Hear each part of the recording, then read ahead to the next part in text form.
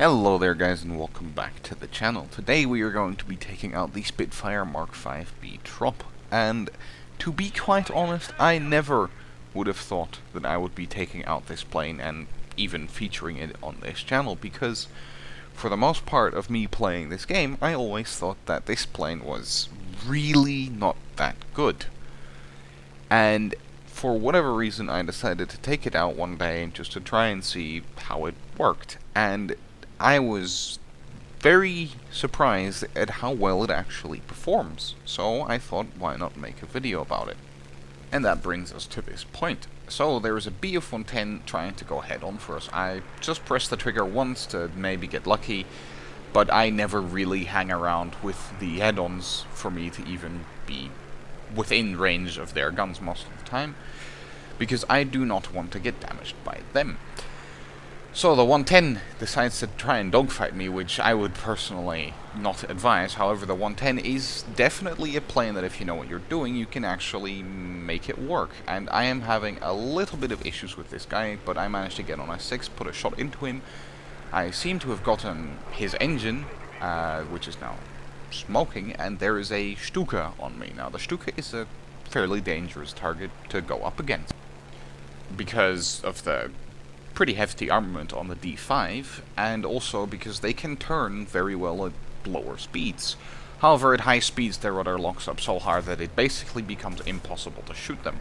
The A1 decides to go for me and tries to put some shots in, and he overshoots. I then proceed to try and put some shots into him.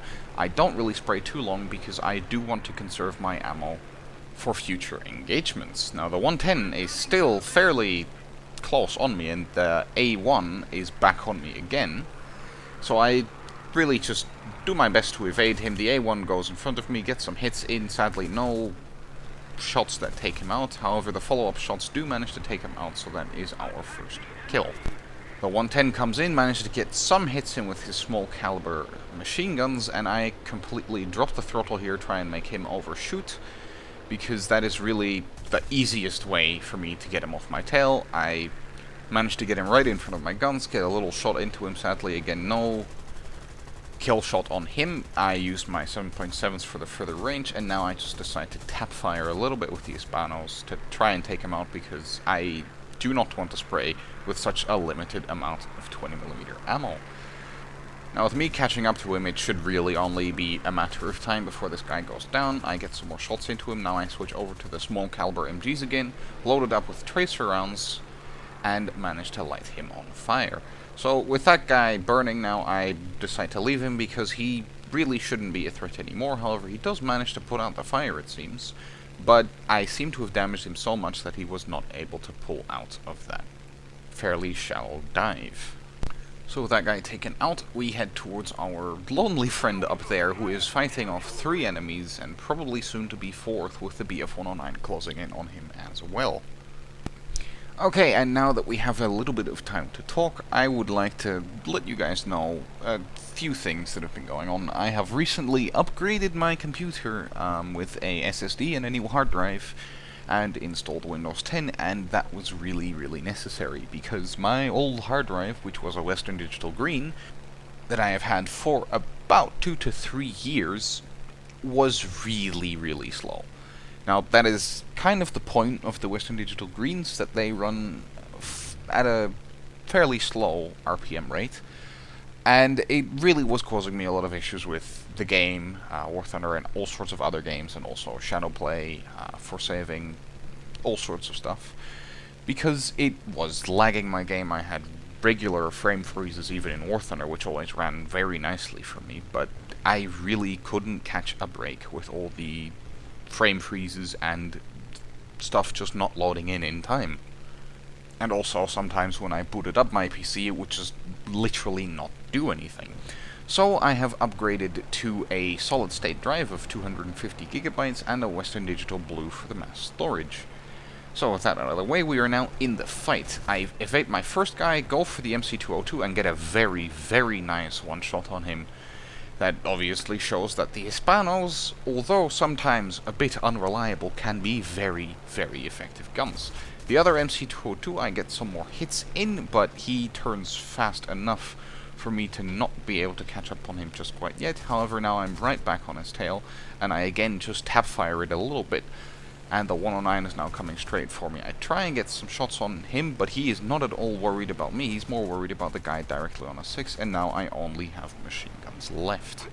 However, the machine guns are still very capable of taking out enemy targets because you have 4 of them.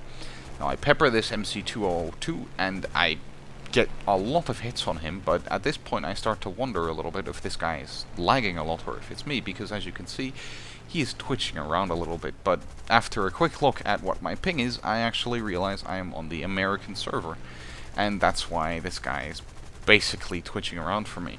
Now I get a lot of hits, but sadly not the kill. The kill gets taken by one of my teammates, which ends this game for us in 3 kills. So with that done, we are going to head straight to the next game. So in this game we are fighting against the Russians, and I must say fighting against the Russians is often quite a nice experience. Now there's a Yak 7 right behind us who's been trailing us for about 2 to 3 minutes, and he's not really done very much of gaining on me, yet he still goes for me. So what I do is I just completely cut the throttle and I let him get a bit closer so that I can start maneuvering so that I can make him overshoot. I put the plane into a shallow dive, make the plane as small of a silhouette for him as possible to shoot at, and I just maneuver around so that he doesn't get guns on, and there you go, he is now right in front of me. Now he rips off all of his flaps and puts him in a perfect position for me to shoot at. However, he does not really seem to be wanting to go down, so I switch to my 7.7s because I don't really want to be wasting that much ammo, and at this point I just stop shooting because it would be kind of a waste to shoot him at him at this point. However, the 7.7s are still obviously a nice alternative to not shooting at all, to maybe put a bit of pressure onto him. Now the airfield flank is opening up, however I am not too worried about the flank actually hitting me and causing sufficient damage for me to be taken out of the game. I put some more 7.7s into him, but I decide to not go chasing after him and make him waste all my ammunition. So I decide to go up, and sadly then the airfield AA manages to hit my cooling systems, which basically means I will have to return back to base within 2 to 3 minutes, otherwise I am going to be completely toast. However, that does not mean that I cannot dish out the damage before I return to base. This I-16 makes himself the easiest target possible. I take out his tail control and I just leave him be. I'm going to go for the other guys that are on my friendly's 6. Now I am very fast because I came out of a dive a little ago, so I will be able to keep up with these guys fairly easily. First target up is a Yak 1 who is completely oblivious to my presence. Next target is the Yak 7 that we shot earlier, I presume, because he's smoking, and we get a really nice quick shot into him. Now I focus my attention on the other Yak. I run out of 20 mils, but the 7.7s do the job either way by lighting him on fire and taking him out. And that all within the time span of just under 15 seconds, so I must say that is fairly satisfying. However, the I-16 that I shot earlier is still alive without tail control, so I put some more shots into him, and I take out his oil cooling system. However, it does not really matter if you ask me, because he is so slow that I will be able to catch up to him in no time whatsoever. And he also does not have any tail control, which is surprising that he's still able to fly around, because I honestly thought he would have died by now, but he didn't. So I put some shots into him, light him on fire, and I think, well, that's going to be it, but I stay with him just in case, and surprise, surprise, the fire actually goes out. This guy is really, really tough to kill for such a small plane. So I put some 7.7s into him, and I finally take him out. So, that is going to be it for today, guys. I do hope you enjoyed, and I will catch you in the next one.